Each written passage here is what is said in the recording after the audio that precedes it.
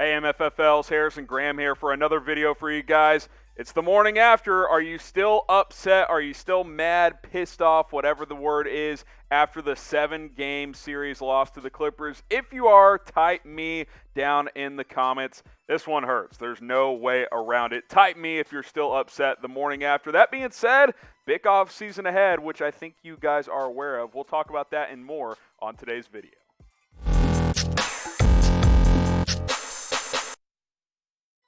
Welcome into Dallas Mavericks Today. I am your host, Harrison Graham. Let's get into some Mavs rumors, including some trade rumors, as we shift to the NBA offseason, at least for the Dallas Mavericks.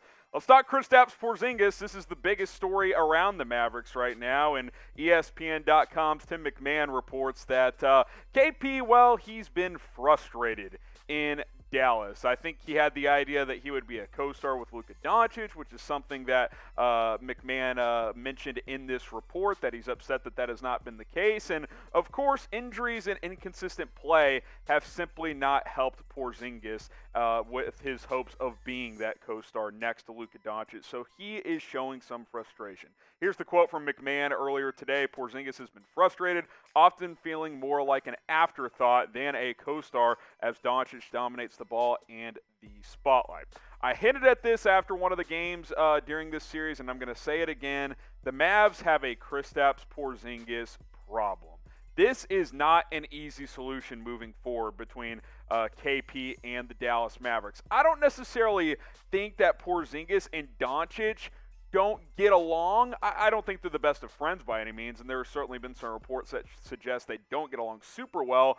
I think it's more of KP's ego of like, hey, I was a top 5 pick for the Knicks. I got traded over here to help this franchise, and I'm not even a Robin to Luka's Batman at this point. Well, what I would say to Porzingis is maybe you should play a little better because you left a lot to be desired in that series against the LA Clippers. So what do you think? Should the Mavs trade Kristaps Porzingis? Type T for trade, type K for keep him. Let me know what you guys think on this one. Like, you got to shop Porzingis and at least see if you can get something for him. T for trade or K for keep. Now, trading him is not exactly going to be super easy because of his contract and especially his injury history. What team is going to take a chance on a guy that is set to make almost $32 million next year, $33 million the following year, and then a player option of $36 million in 2023-2024? That's not an easy contract to move. Now, as you guys know, trading players in the NBA, you can find a way. We've seen Chris Paul and Russell Westbrook and these guys get traded well into their 30s of contracts higher than this. But that doesn't mean it's going to be easy. Trading Porzingis is going to be a challenge, especially if the goal is to get a tangible piece in return, because you're not going to trade Porzingis just for draft picks. Like, you're trying to win now. You've got Luka Doncic, who's a top 5 player in the NBA, and just showed that he was probably the best player in that series against the LA Clippers. The problem is Kawhi Leonard has guys like Paul George. He has true number 2s. Porzingis is supposed to be that true number 2 for Dallas. This isn't number 2 stuff, guys. 33 minutes a game, just 13 points, just 5.5 rebounds per game. It's just not good enough. At the end of the day, you are paying him to be a 20, 25-point scorer and average a double-double, if not close to that. And in the regular season when he played, he was 20-9. I think if you got that in this series, you would have won for sure, but that's where you think, oh, well, the injuries, right? He missed 30 games again this year. He's going to have knee injuries or knee issues throughout his career because he's 7'3" and has already had multiple surgeries. The Mavs have a KP problem. He is frustrated, and a solution is not going to be easy. This will be a story we track throughout the offseason.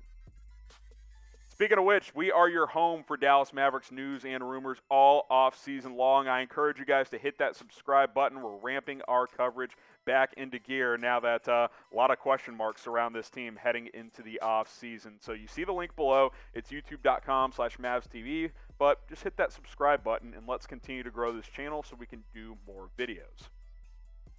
Let's talk Marcus Smart trade rumors here on Dallas Mavericks Today. A report surfaced that Dallas could be a trade destination for Marcus Smart. Now, Boston is a team kind of like Dallas that is looking to shake things up with their roster. Obviously, the Celtics Danny Ainge retired. Brad Stevens has moved into that GM role, so they're already shaking things up with their coaching staff and front office. But when it comes to Smart and the Mavs, he's been linked to Dallas before.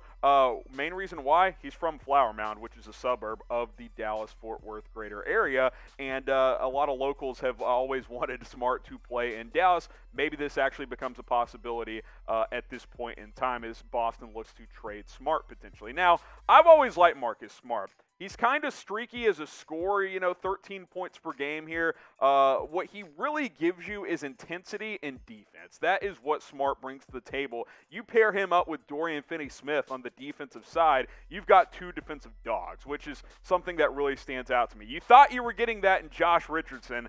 That became a disaster. He was a problem for the Mavericks in the playoffs. You basically couldn't play him because he was so bad offensively, and the defense slipped dramatically this year. Now, offensively, Smart's certainly a streaky shooter. I think he was about 33% from three this year. He's improved in that area. A couple years ago, he shot 36% from three. I think he could shoot a little bit better with Luka. Could he be a 35% three-point guy? If he could, I think that's a number you would be just fine with Marcus Smart because he brings so many other things to the table, and his contract is only about $13 million per year for what he brings is a pretty good deal. So what do you guys think? Put yourself in Donnie Nelson's shoes. Should the Mavericks trade for Marcus Smart? Type Y for yes, type N for no. Let me know what you guys think down in the comments. I'd consider it. Obviously, it depends on what the trade compensation would be. Speaking of which, this is my trade idea to get Smart to Dallas. Mavericks receive Marcus Smart. They send Maxi Kleber, who can play 4 and 5, can also shoot the 3 ball as well. Nicolo Melli, who actually played fairly well as a part of that J.J. Redick trade coming over from the Pelicans. He's got one more year on his deal. And then a second-round pick as well. Smart's clearly the best player in this trade. But the Celtics, they need front court help. They need bigs. And I think Kleber has proven he can be a nice piece. He can block shots. He's a versatile defender. If he gets stuck on switches with guards, he can hold his own. And I think Boston really suffered this year by not having quality bigs. I think Kleber is one of those. And Nicolo Melli is still a young player that can shoot the 3 ball a little bit. He can rebound. He could be a depth piece for Boston while obviously they ship out Smart to Dallas because they have plenty of guards. They have plenty of wings with Jaylen Brown and Jason Tatum. Smart is a guy that Boston feels like they can get something for, and I think sending Kleber as the main piece to Boston is a piece that makes sense for the Celtics as well. So I think that could be a win-win type of trade, whereas we saw Dwight Powell play much better down the stretch for the Mavericks. His role can re-increase next season if they were to trade a guy like Maxi Kleber. Now, who would you rather have? Who you got? If you're running this Mavericks roster, which player would you rather have on it? Type MS for Marcus Smart. Type MK for Maxi Kleber. I'd rather have Smart. I think you're okay at the big spot, and you can go sign a cheap big that can help you out. Willie Cauley-Stein can play more minutes next year as well if you need him to. MS for Smart, MK for Kleber. Go ahead and let me know. Rick Carlisle, is he going to return next season for the Dallas Mavericks? Let's talk about it on today's show. It certainly seems that way. Mark Cuban said after the Game 7 loss, he put any rumors to rest, at least for now, that Carlisle will be this team's head coach at least for another season. Now, Rick Carlisle hadn't won a playoff series in 10 years. He's been given a lot of rope with this franchise. But remember, a lot of that was transitioning to the late career Durka era, which obviously did not go that well. But now, you're entering this range where it's time to start doing some damage again in the playoffs. I certainly understand the MFFLs who want a change at head coach, but I thought this quote from Cuban really made a lot of sense to me. And he said, quote, "Let me tell you how I look at coaching. You don't make a change to make a change. Unless you have someone that you know is much, much better, the grass is rarely greener on the other side." Think about when they fired Avery Johnson for Rick Carlisle. That was the example at the time. Avery had done a lot of good things here for the Mavericks, but they felt like Carlisle could take them to the next level, which obviously he ended up doing that by winning a title.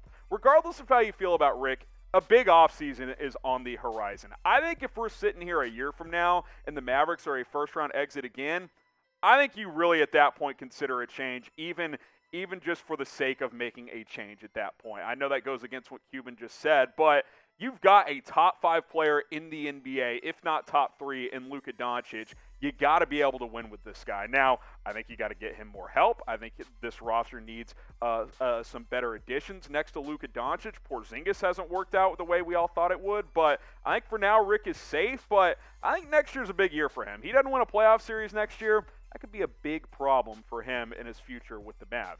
What do you think? Should the Mavs fire Rick Carlisle? Type 1 for yes, type 2 for no. Look, if I woke up tomorrow and they fired him, I'd be like, I'm surprised, but I would understand why they made a change. I don't think they will. Cuban says they aren't right now, but maybe you disagree. 1 for yes, 2 for no. Should Carlisle get fired? Now, the Mavs have other questions beyond Rick Carlisle, starting obviously with Porzingis. Do you trade or keep him? That's a big decision you have to make. Obviously, if you're going to trade him, you got to find the right trade, and you got to find the right return for him, which is not going to be easy. Re-sign Tim Hardaway Jr. I think I'm at a yes at this point. I know he kind of came out flat and did not deliver in Game 7, but he was clearly the Mavs' second-best player against the Clippers in that series. And then the no-brainer one, which I fully expect to happen, is Luka getting the supermax. As long as he's named to an All-NBA team this year, since he was last year as well, he is eligible for a supermax contract extension. That's a no-brainer. The Mavericks will do that, and Luka will sign it, because even if he's starting to possibly have, thoughts in his head like, man, can I win here? He's not going to turn down a 5-year supermax of, $150, $200 million, whatever the number ends up being, depending on the salary cap number, which is still in flux with the, the COVID situation the past year and a half. The cap is not probably going to go up as much as initially would have thought. But when it comes to Rick Carlisle, I think he's safe for now. I'm fine with him returning for another year, but 10 years is a long time without winning a playoff series. I'd say for 7 or 8 of those, there wasn't much he could do. Winning 50-plus games toward the end of Dirk's career was still pretty impressive, but the excuses are kind of out the window for me heading into next year. Like, you got to do damage in the postseason with Luka Doncic. Next year, I think he enters the season on the hot seat. That's all for today's show. We will see you very, very soon here on Dallas Mavericks Today.